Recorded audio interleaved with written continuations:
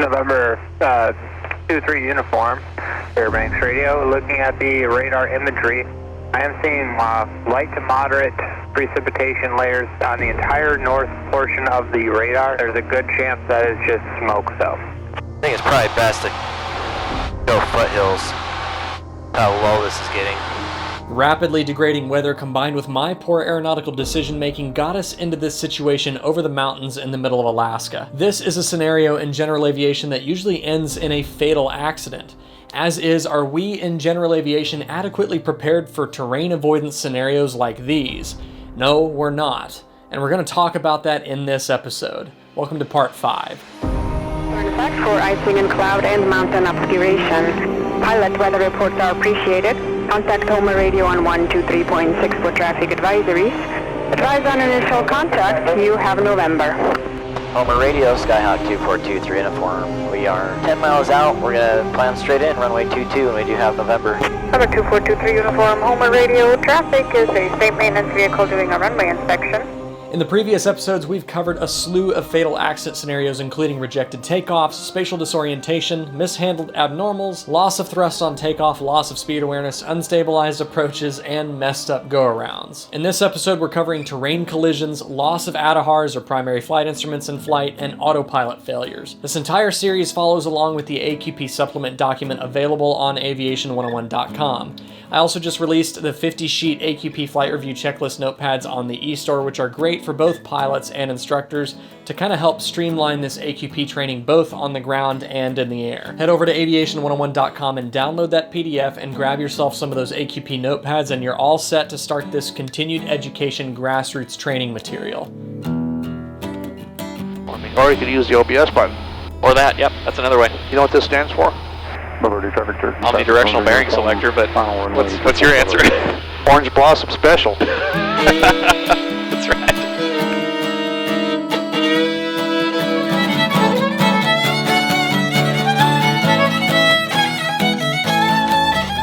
I got a prediction for you. What's that? A prediction is when you foretell the future. You don't know what a prediction is? I do. Now I do. I appreciate the wisdom.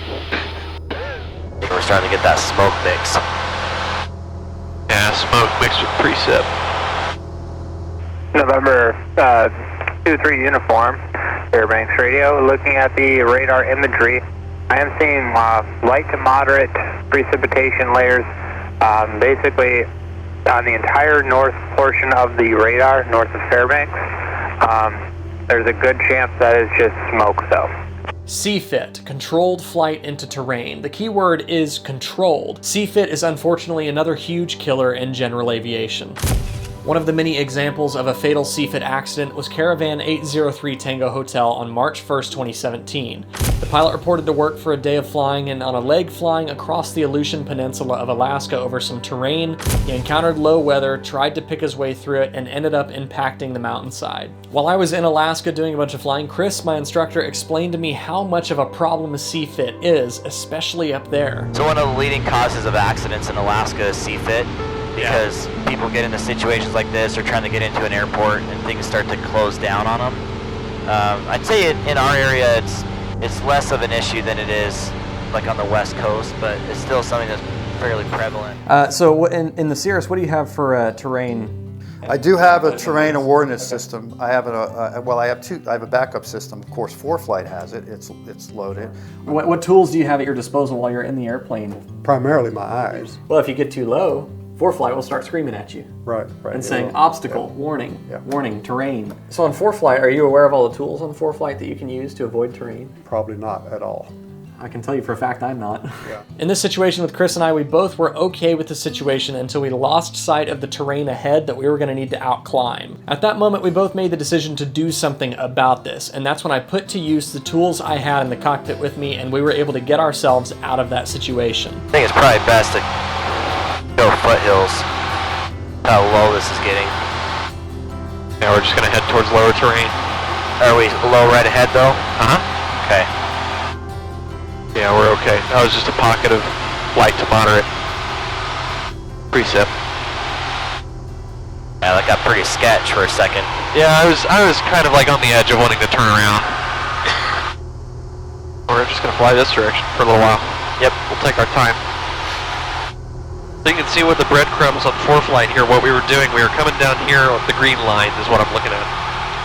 You follow the green line, we were coming south, climbing, and we had the mountains at the side, but right about here, the visibility just went to crap, and we just couldn't see the mountains anymore. We knew there was terrain around us. Had the terrain advisor up here on ForeFlight, and I was doing well, but like Chris said, that's advisory. So we just said, nope, we're not doing this, and we boogered out, and just bailed out to lower terrain. And then now we've got terrain that's like 2,000 feet underneath us. The rain's better, visibility's better. There's lots of smoke in the air, but we know we're clear of the terrain, and now we're just going to go around this whole pot of, area of mountains, the Ray Mountains, and just stay clear of them.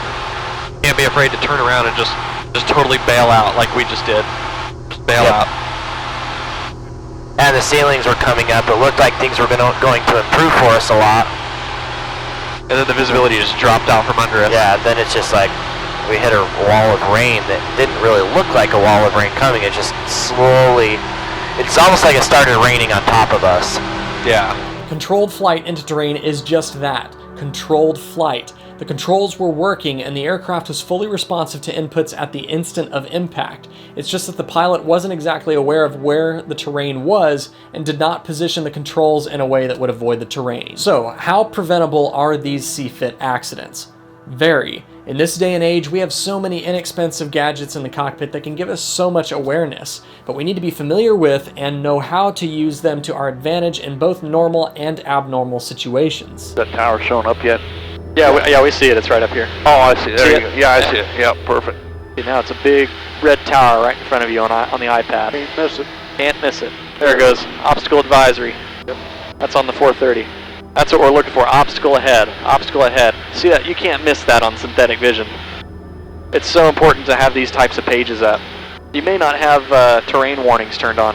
I may not. Good information for your viewers. There's the iPad and it's got terrain. It should have popped that up, but it may not be enabled on. There's a setting that's off because that terrain warning should have popped up on the iPad. Yeah. So get to know your iPad. Have that stuff on and available for it. If you're flying at night in reduced viz conditions and you're not familiar with an area, you've got that iPad. Have it on. Like I've got terrain, obstacle, and traffic alerts enabled on my iPad, and it's Bluetooth to my headset. There you go. And when they go off, I hear it. I don't even have to look down. It just reads out traffic, 10 o'clock, hi, blah, blah, blah. Yeah. And we're not talking about, $100,000 worth of avionics. We're talking about an iPad. We're talking about an iPad here. An iPad and a subscription to an app. Yeah. That's it. And it'll totally save your life. Totally save your life.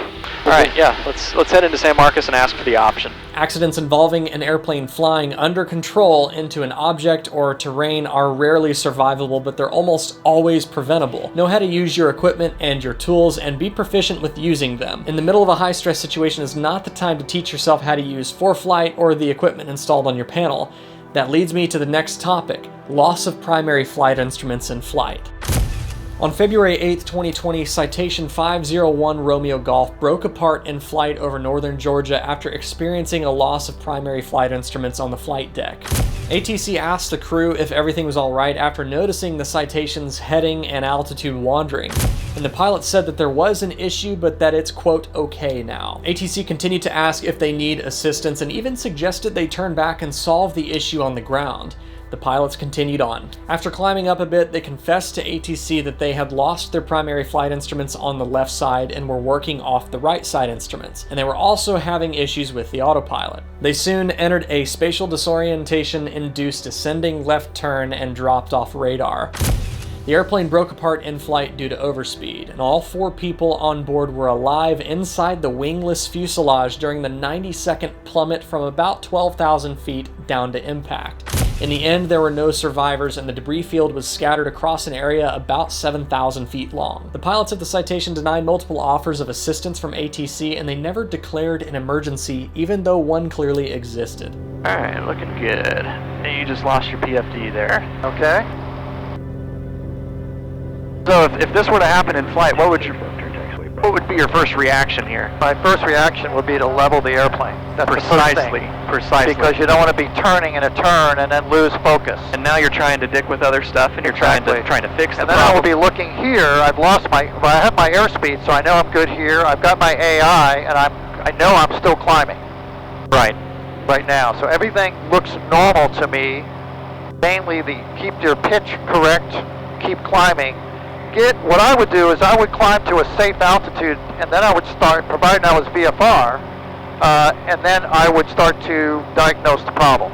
If the ceiling was, let's say, 1,000, 1,500, I would do my very best. I call the tower and I say, hey, I want to descend back below. Losing your primary attitude flight data in flight is certainly an emergency situation. In our Skyhawk, for example, if I'm in the clouds and I lose that top flight display, the first thing I'm going to do is revert that bottom display to attitude mode, and immediately after I'm getting on the radio to tell ATC what's going on, and I'm declaring an emergency. Losing flight instruments in IMC is always an emergency, and don't be afraid to declare it. So if this happens, what would you do? This altitude, compass, heading. What's another brilliant thing that you could do? There you go. You got everything you need right there, right? Right. You lose ADHARs in flight. That's precisely what you need to do. You've got that big, beautiful tool right in front of you. What else can you do? Your virtual. All right. There it is right there. I'll be on. Most modern autopilots are also driven by the primary flight displays, and if those displays fail or lose their data, it's likely the autopilot is going to go inop as well.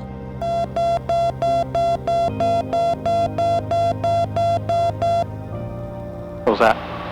That was my autopilot that disengaged.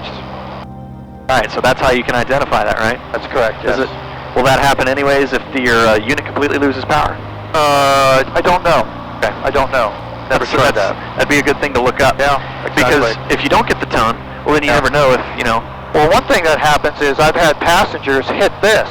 It disconnected, not pushing the red button, but hitting the trim. This is part of what contributed to the crash of Citation 501 Romeo Golf. When their primary flight instruments failed, the pilot told ATC that they were having issues with the autopilot and that they were going to, quote, play with it. And ultimately, both of these experienced pilots up front were not proficient and ready to hand fly that airplane in IMC with partial flight instruments. If you have an autopilot failure in flight and you need to shoot an approach in the clouds, but you're not used to hand flying the approach, what should you do? Tell ATC what's going on and do not be afraid to declare an emergency. As is, are we in general aviation adequately prepared for terrain avoidance, loss of flight instruments, and autopilot failures? We're not, and the fatality statistics back that up, and that's why we're having these conversations.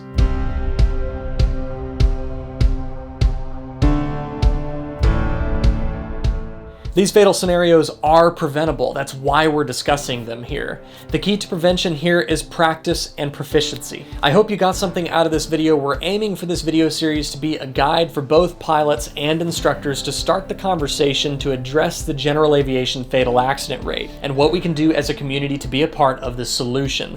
That is AQP Grassroots. Please share this video everywhere you can. We want to get the word out about this grassroots movement to save lives.